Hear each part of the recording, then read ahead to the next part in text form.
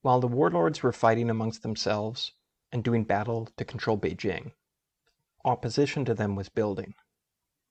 This episode, I want to discuss the founding of the Chinese Communist Party. But first, let's have a look at Sun Yat-sen and his KMT again. The Communists will at multiple times form a united front with the KMT. It's important to understand what interests and ideas they shared and how they differed. As mentioned a few episodes ago, Sun had been the first president of the Republic of China and first chairman of the KMT political party before his successor, Yuan Shikai, banned the KMT.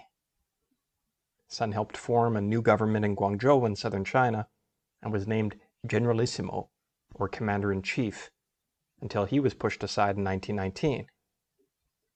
He led the government there again from 1921 to 1922, before being pushed aside again by southern warlords.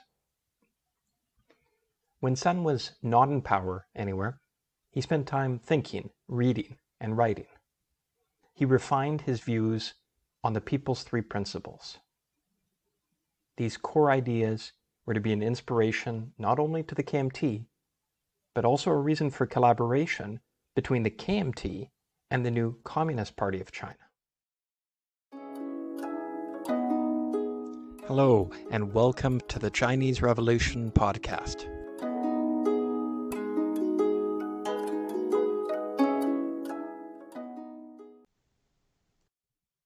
Sun Yat-sen's three principles of the people have been important, both in mainland China and in Taiwan. Both the KMT nationalists and the communists have valued them in China's national development. Sun first mentioned them in 1905, and his last book, published in 1924, a year before his death, was called The Three Principles of the People. What were Sun's three principles? The first principle is nationalism. Sun wanted the Chinese to govern themselves. He viewed Han Chinese as the dominant group in China, since they make up more than 90% of the population, and therefore should govern.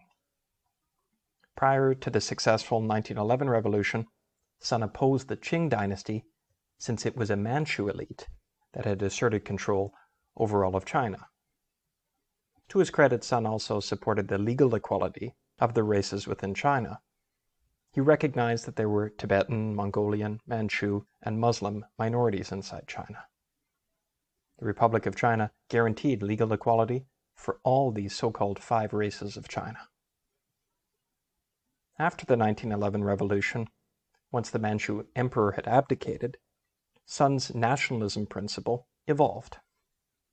The battle for Han leadership had been won. Now this national principle became increasingly anti-imperialist.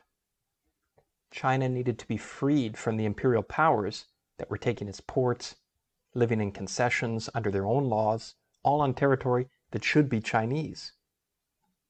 In its negative expression, the Chinese nation needed to defend itself, to prevent its extinction under foreign domination. In its positive form, China needed to reassert itself, to govern all its territory free of foreign control. Sun invented the term hypocolony to describe China in the early 20th century. He said it was not a colony of one country, but of all the imperial powers. To put this in concrete terms, Sun wanted all the foreign concessions to be abolished, and those lands returned to Chinese control. That basically did happen by the end of the Second World War, under his successor, Chiang Kai-shek. The only exceptions were Hong Kong and Macau, which were returned to China in the late 1990s. The Soviet Union also occupied parts of Manchuria from Japan at the end of the Second World War from 1945 to 1950, and only returned them to China after the People's Republic of China was proclaimed. So Sun's first national principle has now been realized. The second of Sun's three principles was democracy, or the rights of the people. Sun was one of China's earliest proponents of democracy and a republic. When others were pushing for a constitutional monarchy, he retorted that a modern China should not import an outdated locomotive. It should have the newest model. Sun achieved that goal in 1912, once the imperial dynasty abdicated and a Chinese republic was founded. But then it was disrespected by its leaders, like Yuan Shikai, who outlawed the most popular political party and closed parliament. So Sun refined the rights of the people further. He distinguished between the histories of Europe and of China. In Europe, the monarchs had been overwhelming in their control of the people's religion, social practices, and economic activities. In contrast, the Chinese emperor's control of people's lives had been weaker. It had never really descended to the village level. So what China needed, Sun said, was not more individual liberty, but national liberty. China needed to be liberated, and he opposed disintegration of the country into a federation. He stood for a unified national state with the liberty to decide its own path. He also believed the people had the power to dismiss those who governed, like the shareholders of a company could fire its management. Sun reflected on the three divisions of government in the United States, the executive, the legislative, and the judicial systems, and added two more that had precedent in Chinese history. The examination and the control systems would complete a 5-branch government system. The examination system to manage the civil service, and the control system to audit and impeach government officials when appropriate.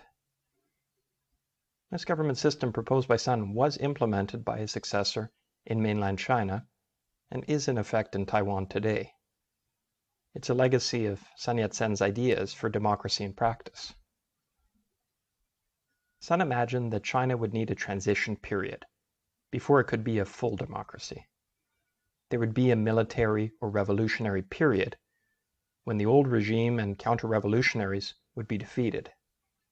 Then a political tutelage period during which education of the people would be key. Finally, a constitutional period.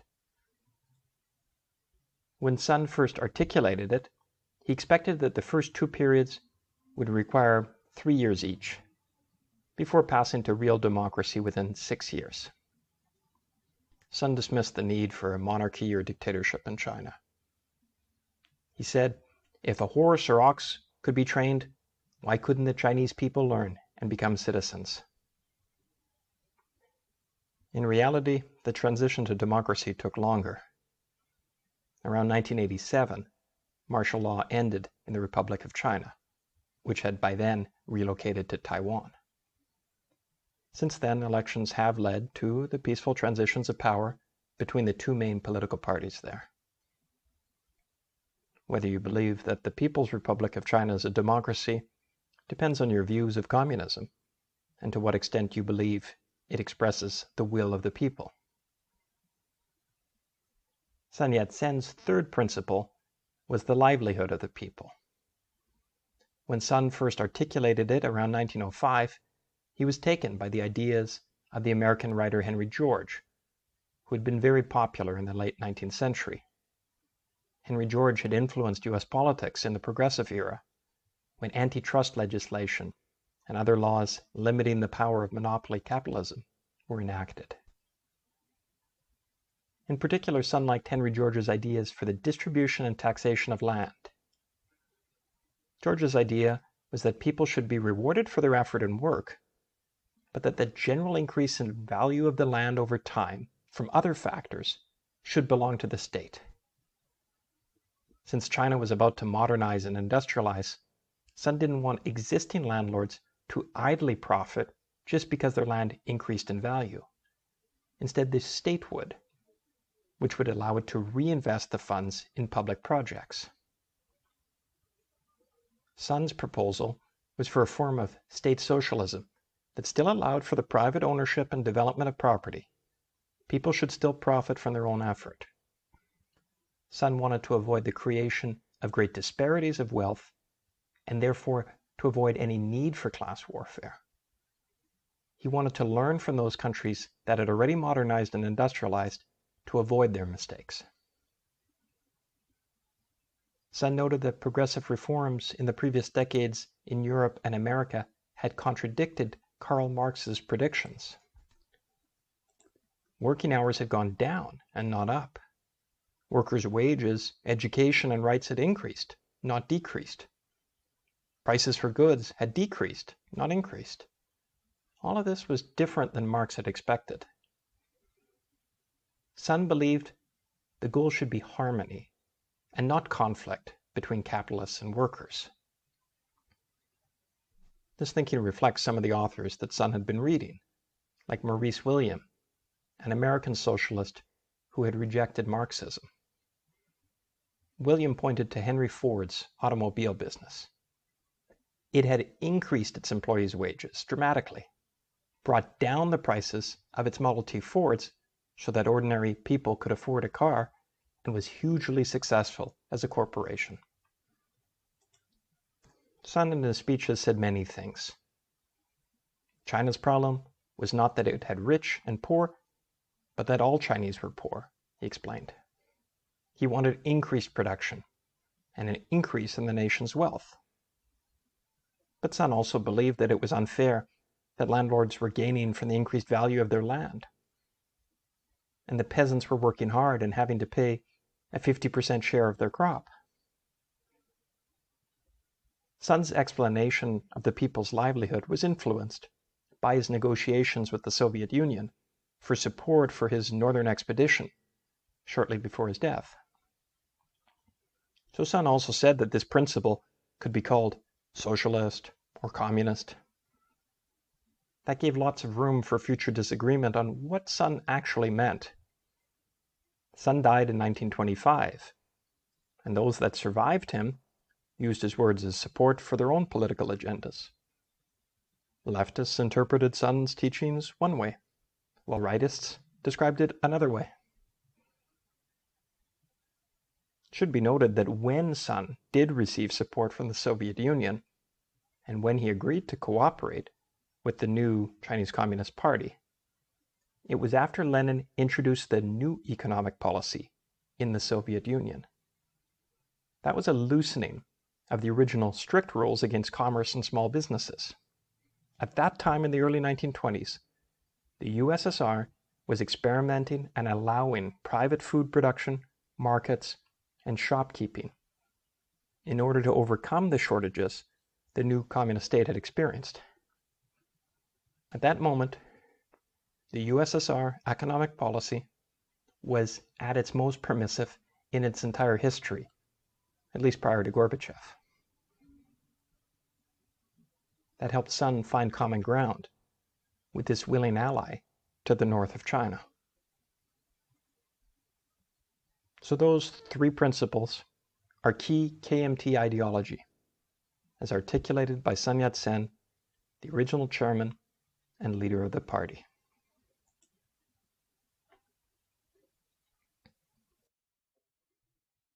I also wanted to get into the founding of the Communist Party of China in today's episode, and there's a lot to say on that.